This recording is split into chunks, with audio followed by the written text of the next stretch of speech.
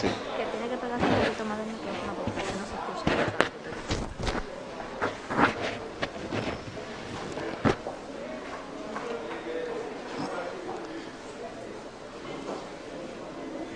Como todos tienen mascarilla, ¿verdad?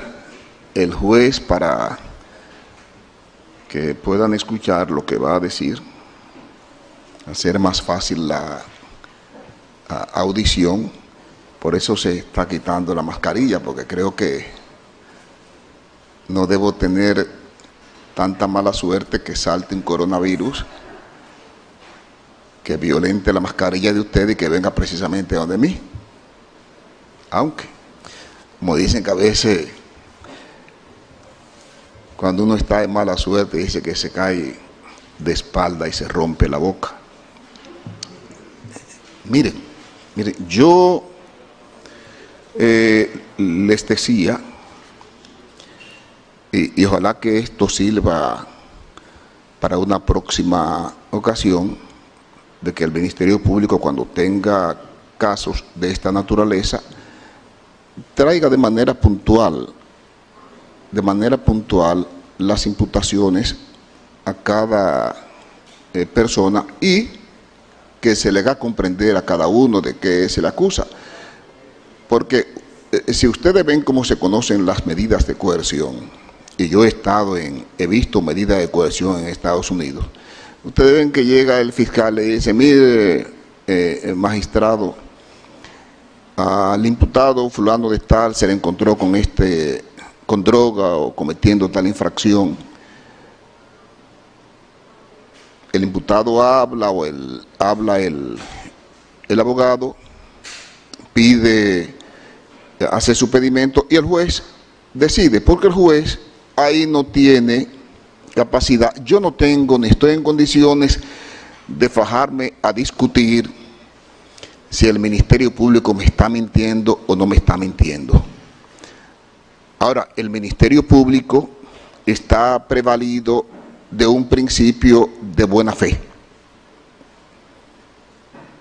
El juez supone que el Ministerio Público actúa en esa dirección.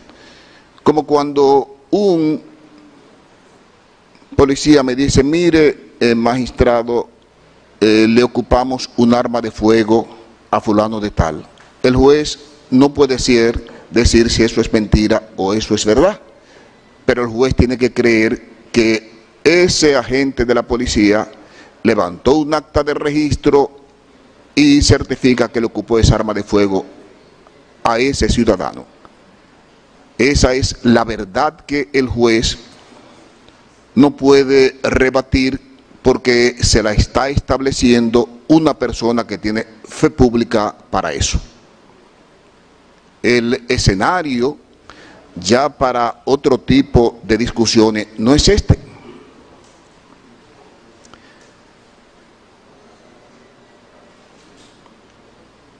Hubo una discusión muy interesante respecto a la tipicidad. Interesante. Y la asumo como una enseñanza didáctica. Fíjese, yo voy más lejos. Yo ni siquiera digo que el lavado de activos se tipifique porque haya un delito precedente y que es una infracción autónoma. Sí, yo creo que es autónoma. Pero por desgracia, dentro de sus elementos constitutivos, tiene que tener una infracción primaria. Es autónoma, pero uno de sus elementos constitutivos es que aparezca una infracción previa. Si no apareció esa infracción previa, entonces no se tipifica porque le falta uno de los elementos constitutivos. Así es que yo veo el asunto. Y todas esas discusiones yo las entiendo interesantes. Nosotros duramos aquí, como les decía, ahora tenemos como 27 horas y me ha servido esto, no es que me sienta mal, porque me ha servido porque he podido solidificar más mi relación amistosa con ustedes y, como les decía, he podido compartir con el doctor Minier por quien su forma campechana de exponer y de litigar me resulta llamativa. Y no hay discusiones más llamativas que esas discusiones que se dan entre el doctor Minier y la magistrada Jenny Berenice. Yo me pasaría los días escuchándolo discutir, escuchándolo litigar, porque de verdad que Santiago ha dado lumbreras, y eso hay que reconocerlo. Fíjense, en días pasados yo estaba escuchando a Pepe Mujica, una persona con una vocación humana extraordinaria. El que ve esa película de Pepe Mujica, creo que se llama 12 años en una noche, interesantísima. Pepe Mujica llegó a ser presidente de Uruguay y aún sigue en su Volkswagen. Finalmente en estos días se retiró, y él decía, cuando se retiraba, él definía, hacía una comparación entre el amor y el odio. Él decía, el amor y el odio se parecen, son comparables. ¿Por qué? Porque son dos pasiones. Son dos pasiones. El amor y el odio son dos pasiones. El amor construye y el odio destruye. Esa es la diferencia. Son dos pasiones, pero con objetivos distintos. Y al juez tiene que inspirarle el amor cuando juzga. Al Ministerio Público tiene que inspirarle el amor cuando investiga. Y a la defensa técnica de los imputados tiene que inspirarle el amor cuando postulan por sus defendidos. Es decir, eso es lo que hay aquí. ¿Puede la gente alegrarse de una tragedia? Jamás en la vida. Jamás en la vida debe la gente alegrarse. ¿Por qué? Porque por este momento podemos pasar todos. Recuerdo yo al niño que se reía del anciano, y el anciano le dice: mi hijo, no te rías de mí, porque como tú te ves hoy, me vi yo ayer. Como yo me veo hoy, te verás tú mañana. Entonces, por eso nadie debe sentir alegría por esto. Algunos han querido darle una connotación política al proceso. Y yo digo que ese es el lateral de donde deben apartarlo, para que no se contaminen los partidos políticos. ¿Por qué? Porque los partidos políticos son la genuina representación y sustentación de la democracia. Lo que tenemos que luchar es cada vez más por tener partidos políticos fuertes, dirigidos con la finalidad de que cumplan su función social, que es la de servir a la democracia y al país. Sí, no debemos de ninguna manera pretender debilitar a los partidos políticos como fundamento del Estado social y democrático de derecho, porque es el escenario que tenemos para exponer nuestro pensamiento, nuestras ideas, y para manifestar lo que queremos. Esto yo lo veo no como un asunto político. Esto yo lo veo, y se lo digo a Alexis Medina, que tengo mucho tiempo que lo conozco,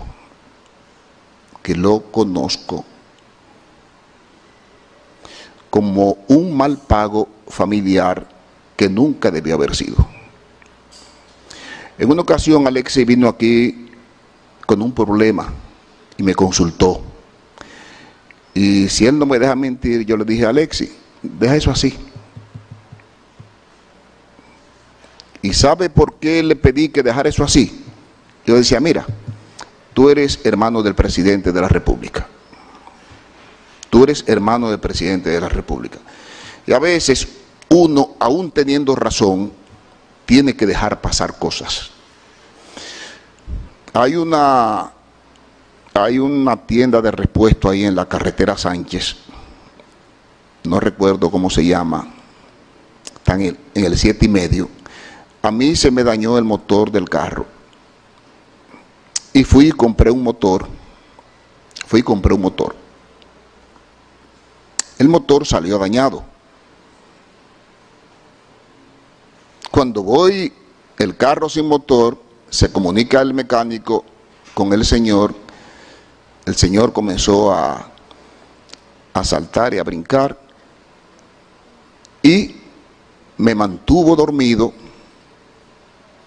y no cumplió ni con repararme el motor ni con reponérmelo. Tenía un amigo que me decía: somételo, ponlo en una querella. Y tuve la intención de ponerle una querella. Después reflexioné y dije: bueno, si vengo y le pongo una querella aquí en el Palacio y lo mandan a buscar preso, él va a decir que eso se está haciendo porque yo soy juez. Y esas son de las limitaciones que tenemos nosotros cuando tenemos funciones públicas o cuando tenemos familia que ocupan posiciones cimeras en el Estado. Digo que es algo familiar porque, si ustedes no lo saben, Alexis Medina, que es el hermano más chiquito del expresidente de la República, el más pequeño, ha sido la niña linda de él. La niña linda del presidente, y eso lo sabe su hermana. Que el expresidente de la República ha sentido una debilidad extraordinaria por su hermano. Y el propio expresidente siempre fue cuidadoso. Y yo soy testigo de eso. Siempre fue cuidadoso y mantuvo a Alexis a distancia. Lo mantuvo a distancia. Por eso le digo que no es un asunto que, aunque quieran asumirlo de manera política, no se trata de eso. Se trata de una falla familiar en que una persona, no sé si por inmadurez o por lo que sea, desconoció que su hermano ocupaba una posición y que eso lo obligaba a él a mantener una postura que no pudiera, diría yo, atollar al gobierno de su hermano. Pero Alexis no correspondió con las pretensiones del presidente, de su hermano. Y Alexis comenzó a hacer negocio. Y los negocios de Alexis fueron notorios. Fueron notorios. ¿Y ustedes creen que solamente es el Ministerio Público que persigue a Alexis? Y se lo voy a decir. Miren, todos esos comerciantes, empresarios, que veían que usted era favorecido por encima de ellos, que ese tráfico de influencia usted lo usaba para favorecerse, hoy celebran que usted esté ahí, para que no se pierda. Cuando yo le decía al presidente de la República, a raíz de una entrevista en el Consejo Nacional de la Magistratura, era que le decía, como señor presidente, cuídese del poder. Y se lo decía porque yo tengo mucho tiempo que aunque no participo en actividades políticas, sí observo. Vengo trabajando desde el año 1975, comencé a trabajar en Radio Popular. Me tocó ver cuando el presidente Balaguer fue derrotado y me tocó ver al presidente Balaguer caminar por el Mirador, acompañado de Bello Andino, Pérez Bello y otra persona en una ocasión. Caramba, yo decía, ¿y cómo puede uno pensar que una gente que era tan querida, hoy camine de forma tan solitaria? Después, el 4 de julio de 1982, tuve que vivir, y esa información la difundí yo en Radio Popular, siendo yo locutor, cuando el presidente Antonio Guzmán se quitó la vida. La soledad, pero más penoso para mí fue ver cómo murió el doctor Salvador Jorge Blanco. Una persona que yo recuerdo que trabajaba yo para Radio Popular e iba a cubrir todos los lunes su visita a las 7 de la mañana al Consejo Estatal del Azúcar. Y después el doctor Jorge Blanco, con tantas personas a su lado sirviéndole, termina muriendo solo porque se cayó de una cama, sin ni siquiera una persona que lo agarrara para evitar esa caída. Cuando había tanta gente a su alrededor que lo aclamaban y se reían de cualquier chiste que hicieran, porque cuando uno está en el poder, el chiste más agrio que uno haga despierta muchísima carcajada. Y uno llega hasta a creerse que uno nació para ser cómico, hacer drama, porque la gente se ríe de todo. Y es así, el poder es así. Mira, Alexis, y es la percepción que yo tengo, cuando se habla de funcionario, yo creo que Alexis mandaba más que los funcionarios. Mandaba más que los funcionarios. Esa es la percepción que yo tengo. El doctor Freddy Hidalgo, que duró poco tiempo en salud pública, al doctor Freddy Hidalgo, y que me perdone, yo entiendo que es un tonto poco útil.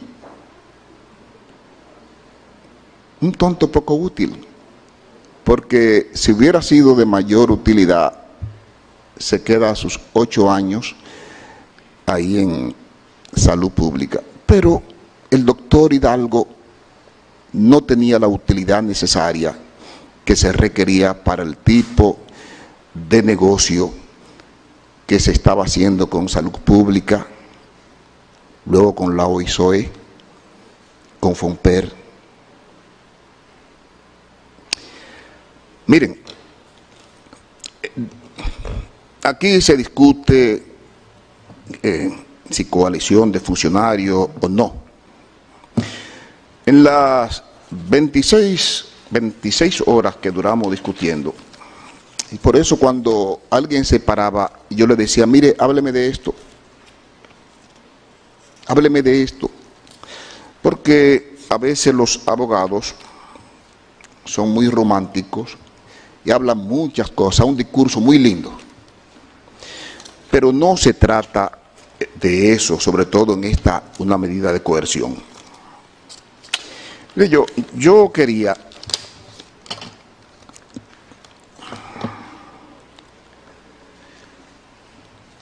aquí dice el Ministerio Público que hasta ahora yo debo creer eso porque esta es la verdad que yo tengo.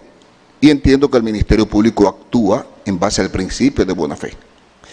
Dice el Ministerio Público, mediante allanamientos realizados en fecha 29 de noviembre del año 2020, aproximadamente a las 3 antes meridiano, en el apartamento número T3, 29-A, 29º nivel, Torre Malecón Center, ubicado en la avenida George Washington, sector Ciudad Universitaria, Distrito Nacional, lugar donde tiene su domicilio y residencia el imputado Juan Alexis Medina Sánchez, fueron ocupadas evidencias relativas al contrato por el monto total de $1.450.000 conforme autorización del despacho DAC-30 número 00001033 del 7 de noviembre de 2018, suscrita por el director general de la OISOE, coimputado Francisco Pagán Rodríguez, dirigida al coimputado Julián Suriel en calidad de presidente de General Supply Corporation, para ser utilizado presuntamente en el asfaltado de la carretera San Juan Las Matas de Farfán. Para esta transacción se elaboró la factura proforma 2018-58 emitida por General Supply Corporation del 31 de diciembre de 2018, facturado a la Oficina de Ingenieros Supervisores de Obras del Estado, OISOE, por la cantidad de 500.000 galones de cemento asfáltico AC-30. En este allanamiento se ocupó una hoja que se titula Operación AC-30, Cuentas por Pagar, con fecha del 2 de septiembre de 2020, donde se hace constar sobre este producto que la cantidad despachada por nosotros con conduce firmados es de 500.000 galones, pero despachado real por General Supply Corporation son 166.000 galones, reflejándose como diferencia por despachar la cantidad de 333.500 galones, equivalente a un 66% pendiente de entrega, por lo que se trató de una estafa. A mí no me interesa ahí saber si Alexis es funcionario, si cae dentro de la categoría de coalición de funcionarios, porque eso no es tema de este escenario. Ahora, el Ministerio Público me está diciendo aquí lo que pasó. Y si eso pasó así, como dice el Ministerio Público, entonces efectivamente hay una estafa. Y si el director de la OISOE sabía que eso pasó así, entonces yo diría que también él se prestó a esa estafa. Usted podrá llamarle desfalco como usted quiera. Usted podrá llamarle asociación de malhechores como usted quiera. Pero ahí está. No voy a hablarle ni siquiera de otros detalles que da el Ministerio Público cuando les presentaban las facturas, para la compra de los equipos, donde no había especificaciones, es decir, que si usted decía 20 sillas, usted no establecía ahí las características de esa silla. Entonces, como usted no establecía las características de esa silla, usted podía poner ahí el valor que a usted le diera su gana. Tampoco voy a hacer hincapié sobre ese reconocimiento de deuda. Bueno, dice que había emergencia y que el imputado Alexis era tan bueno que se mandaba y suplía de equipos a los hospitales. Bueno, pero ¿quién ha dicho que ese es el procedimiento que establece la ley? Pero ustedes me van a decir a mí que se tratan de faltas administrativas. Eso como que ustedes me digan a mí, mira, he hecho un contrato civil, hemos contratado civilmente, pero yo te dije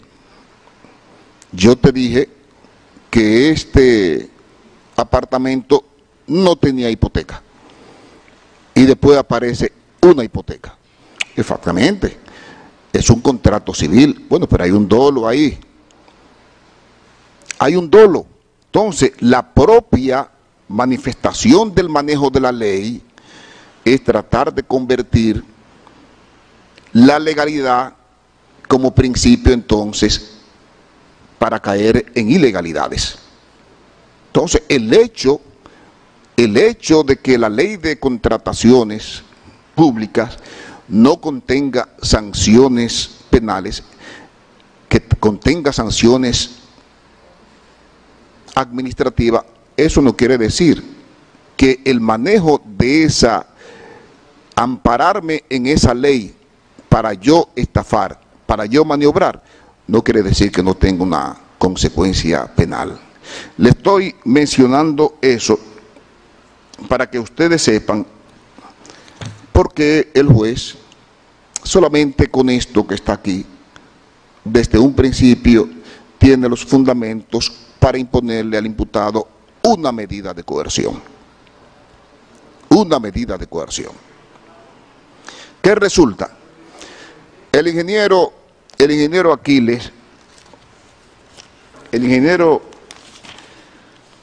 Aquiles,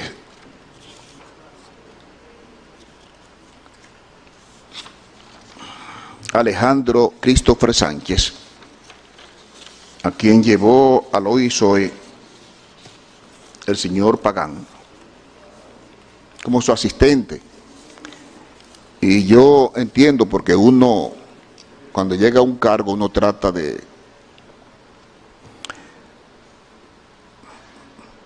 buscar el concurso y cooperación de la gente que son amigas de uno y que uno entiende que tienen valores y que tienen conocimientos.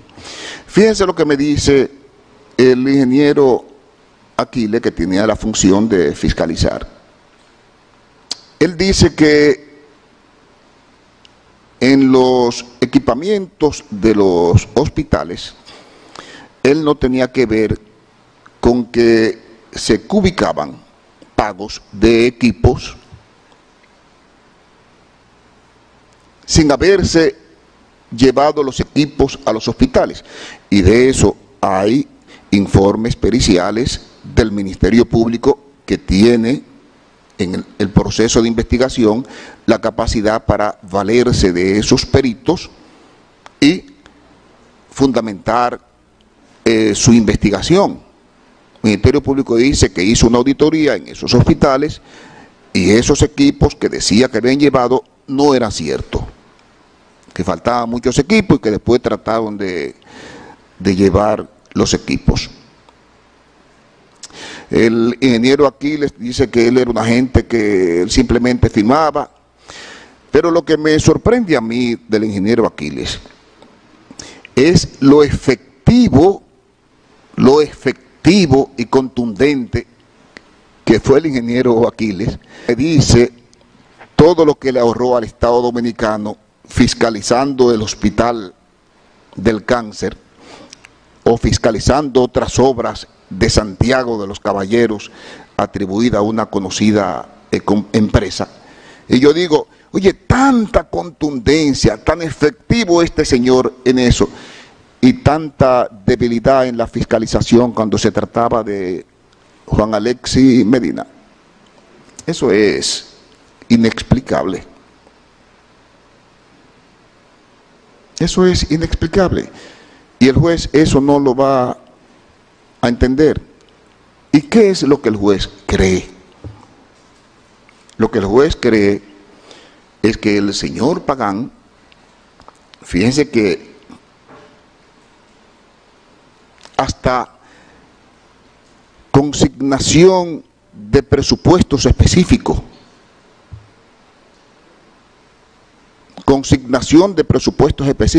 que le correspondían a otras instituciones, se le llevaron al señor Pagán porque era el más arretado de todo.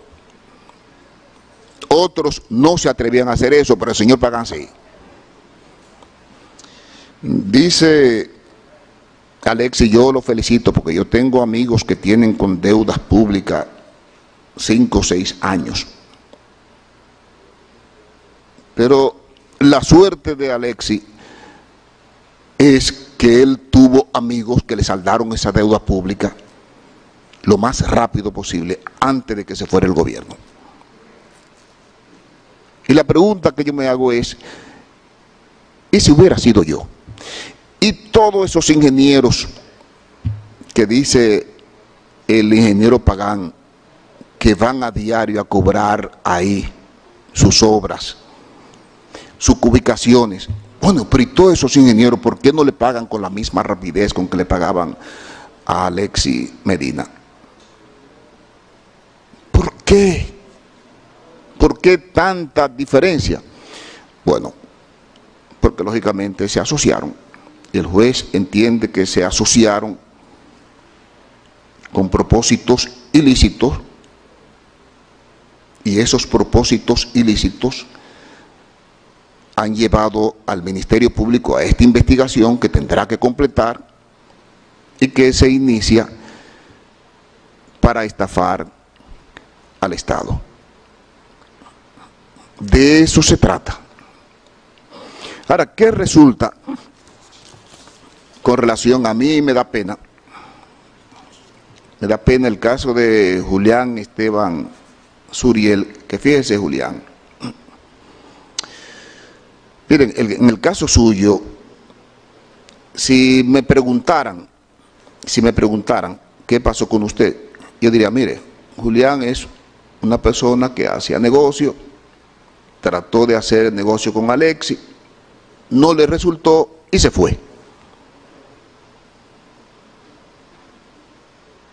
Eso yo creo. Ahora, ¿cuál es el problema suyo? ¿Qué diablo buscaba usted con ese fusil en ese apartamento? ¿Qué buscaba usted con armas de fuego en ese apartamento? ¿Por qué, si eso no era suyo? ¿Por qué? Porque nadie puede autorizarle a usted tener un fusil porque usted no es militar. Bueno, es que hasta para salir a la calle a un militar, siendo militar, tienen que entregarle fusil. Ahora, ¿qué busca usted con un fusil guardado? Y lógicamente eso es lo que yo estoy ponderando con respecto a usted. Porque si me dijeran respecto a los negocios suyos con Alexis, yo diría no.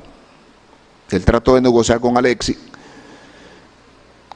pero a Alexis, que es muy hábil en los negocios, no cuajaron. No cuajaron, como tampoco cuajó el señor Domingo Antonio Santiago Muñoz. Ese fue a hacer negocio, como todo comerciante, claro, con el hermano del presidente de la República.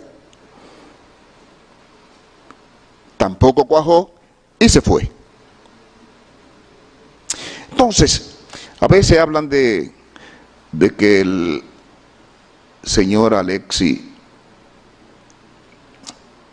lo buscaban para venderle mercancía al gobierno.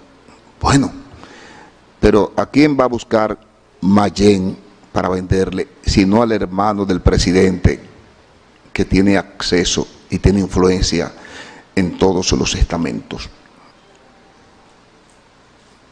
¿A quién va a buscar el que tiene 1 millón de mascarillas? Sino al hermano del presidente que tiene acceso e influencia en todos los estamentos. Le puede vender a la policía, a todos los hospitales. Entonces, la gente, por eso le salía la mercancía más cara al Estado. Porque si yo tengo 1 millón de mascarillas, si yo pudiera vendérselo directamente al Estado podría vendérselo más barato. Pero si tengo que buscar a Alexis para que se lo venda él al Estado, entonces ya le estoy cobrando al Estado, más Alexis le está cobrando al Estado, entonces las cosas le salían más caras.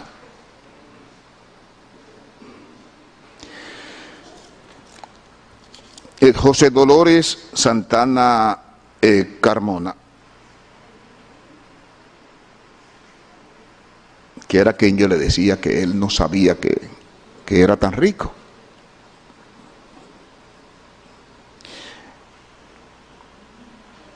Una persona que no es profesional, pero inteligente. Tuvo la oportunidad de encontrarse con el presidente, con el hermano del presidente, y lógicamente que él le sirvió, él le prestaba su nombre, firmaba cheque, aparecía con acciones de 50% en compañías multimillonarias, pero a resumida cuenta, quizás lo ponemos con la cabeza para abajo y los pies para arriba y lo sacudimos y posiblemente no bote un centavo del bolsillo, porque ganaba un sueldo.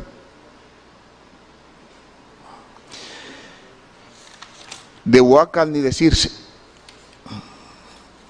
Huácar vivía de aquel lado, que posiblemente cuando fueron a apresarlo lo encontraron sentado en una mecedora. Pero ¿cuál es el problema de esas personas? Bueno, que lógicamente esas personas prestaban su nombre y se prestaban a todo tipo de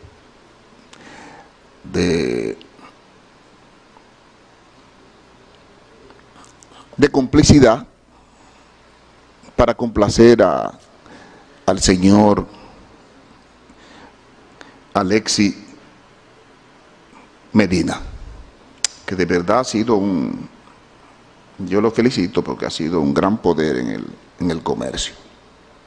Yo quisiera saber si Alexis tendría tanta suerte ahora como la tuvo antes. Quisiera saber.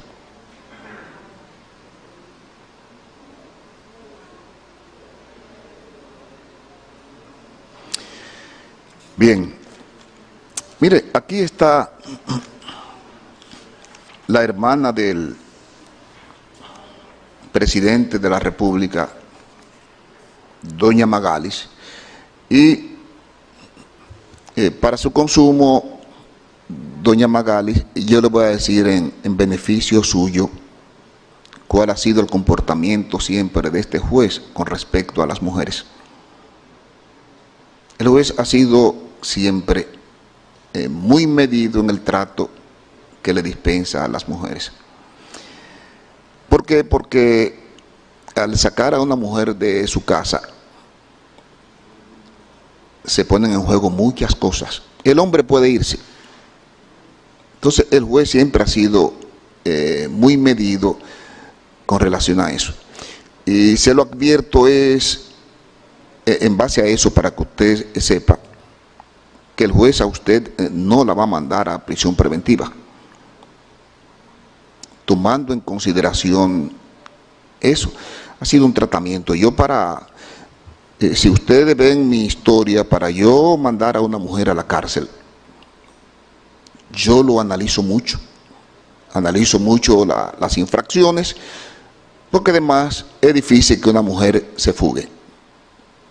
Una mujer es difícil que se fugue porque ciertamente los sentimientos las ata siempre a la familia. Para que usted sepa eso. Ahora, ¿qué quiero yo decirle a usted, doña Magalis? Y usted sabe que usted, mire, existía un comité de compra en Fromper. Existía en Fromper un comité de compra. Claro, ese comité de compra, ¿a quién llamaba cuando había concurso? A las empresas de Alexis. ¿Y por qué lo hacían? Bueno, porque usted y el señor Fernando Rosa, que eran los responsables de eso, manejaban ese comité. ¿Y quién le va a decir que no al jefe o a la hermana del presidente de la República? Decirle que no. Bueno, el señor Hermosén, que fue nombrado por ayuda de una de las hermanas del presidente, fíjese que se negó a dar las certificaciones de unas remodelaciones de unos hospitales y él dice que a los 13 días lo quitaron, porque esa es la consecuencia, lo quitaron. Pero otra cosa, doña Magalis, usted sabía que su hermana estaba ahí. Su hermana estaba ahí. ¿Y cómo el juez puede no pensar que lo que se le pasaba a su hermana mensualmente o las obras que se le asignaban al señor Alexis no era para que los beneficios retornaran a usted y al señor Fernando Rosa? ¿Cómo el juez puede escapar de pensar eso? De ninguna manera. De ninguna manera. Miren, el que quiera darle una connotación distinta a esto que está pasando aquí, está equivocado. Aquí lo que está pasando es una familia que traicionó la debilidad sentimental por sus hermanos que tiene el presidente de la República. Eso es lo que el juez advierte. A mí nadie me habla de que esto es político. No, no, no.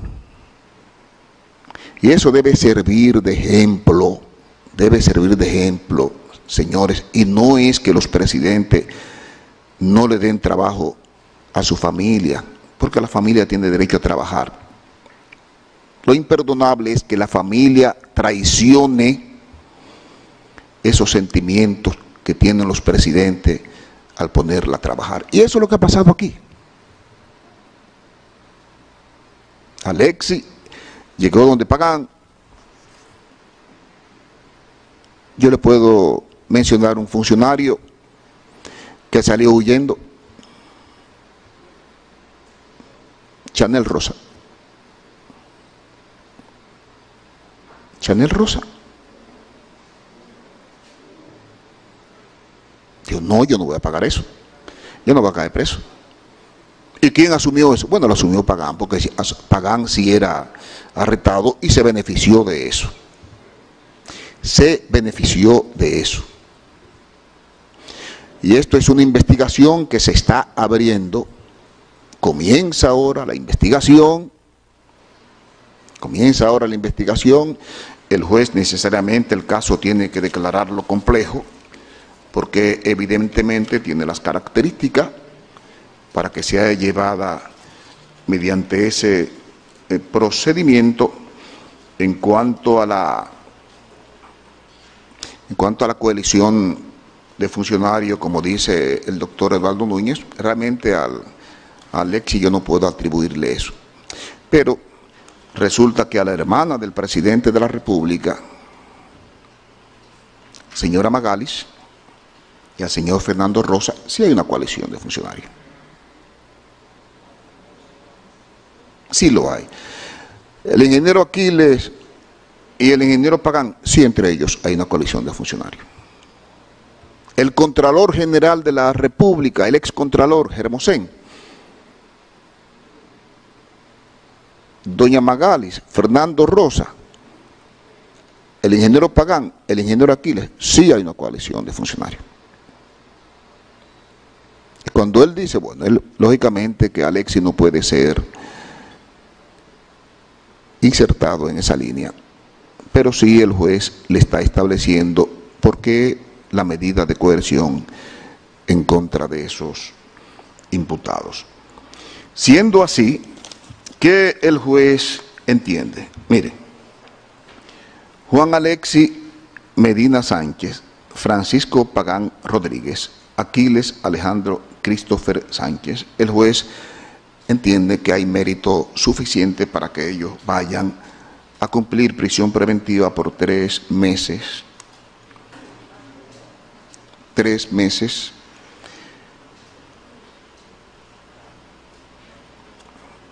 Ordenando su revisión para el 1 de marzo del año 2021, disponiendo que sea el tercer juzgado de la instrucción que tenga a su cargo el control de la fase preparatoria y ordenando a la vez que los imputados cumplan esta medida en el CCR San Cristobalense, tal y como era solicitado el Ministerio Público, que es una cárcel del nuevo modelo penitenciario.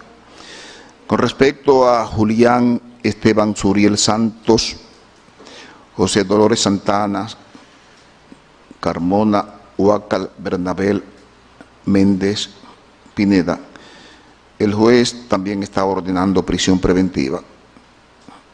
La prisión preventiva de Julián Esteban, el juez la fundamenta en esa posesión ilegal de un fusil y 2 armas de fuego. José Dolores Santana, Carmona Huaca Bernabé Méndez Pineda, el juez está dictando en su contra la prisión preventiva porque permanecer ellos en la calle evidentemente que puede contribuirse a que los imputados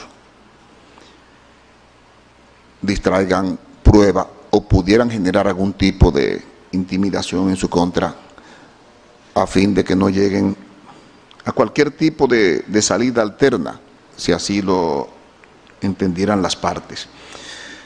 Van a cumplir 3 meses, el 1 de marzo también será la revisión obligatoria, irán al tercer juzgado de la instrucción como control de la fase preparatoria y la medida la cumplirán en la cárcel modelo de San Pedro de Macorís. Contra Fernando Rosa, el juez también está dictando 3 meses de prisión preventiva. Ir a la cárcel CCR San Cristobalense. El 1 de marzo, el tercer juzgado de la instrucción le conocerá medida de coerción, la revisión de la medida de coerción. Con relación a la señora Carmen Magalis Medina Sánchez y los señores Lorenzo Wilfredo Hidalgo Núñez, el juez entiende que debe colocársele a ambos un localizador electrónico y someterse a la vigilancia presencial dispuesta por las autoridades correspondientes. Digo la vigilancia porque si hubiera algún tipo de controversia con la compañía de los brazaletes, entonces el Ministerio Público podrá usar esa vigilancia. Si no hay problema, entonces el Ministerio Público podrá prescindir de esa vigilancia y solamente dejarle su brazalete electrónico. Esa medida ya la cumplirá por 3 meses de arresto domiciliario, tendrá impedimento de salida del país y deberá pagar una garantía económica de 10 millones de pesos mediante contrato. Igual medida cautelar el juez está dictaminando, está imponiéndole al doctor Freddy Hidalgo, deberá pagar 10 millones de pesos mediante contrato, se le impondrá un localizador electrónico y una vigilancia presencial. Sí, en el transcurso, la controversia que hay respecto a la empresa colocadora de los brazaletes, se resolviera entonces la vigilancia presencial, vuelvo y reitero, se dejaría sin efecto. Con respecto al imputado Rafael Antonio Germosén, que es el ex Contralor General de la República, el juez le está ordenando la colocación de un brazalete electrónico y una vigilancia presencial, reiterándole la misma decisión de que si en el transcurso se resuelve la controversia entre la compañía que coloca los brazaletes y la Procuraduría entonces se retiraría a la vigilancia. Tiene impedimento de salida del país y tiene arresto domiciliario el excontralor general de la República. Con relación al señor Domingo Antonio Santiago Muñoz, el juez entiende propicio pura y simplemente ordenar su puesta en libertad mediante la presentación periódica por ante el procurador fiscal adjunto que tiene a cargo la presente investigación. ¿Qué ha considerado el juez? Bueno, el juez ha examinado los documentos preparados por la defensa técnica de dicho imputado, ha podido corroborar, ha entendido coherente la versión del imputado Alexis Medina con la versión que él nos da, y por eso ha tomado esta decisión. La decisión estriba: si hubiera habido la posibilidad de ponerlo en libertad bajo la promesa de presentarse a todos los actos del proceso, el juez hubiera ordenado su libertad pura y simple. Pero ya eso no existe. Si el juez entiende que hay algún viso que genere una investigación, tiene que imponerle una medida cautelar, aún sea sencilla, para atarlo al proceso. Ya el Ministerio Público decidirá en el transcurso de la investigación si arriba a un acuerdo con él, si presenta acusación o cualquier acto conclusivo al respecto. Quiero darles a todos las gracias por permitirme, Señores, conocerle y compartir con ustedes. Que tengan una feliz noche.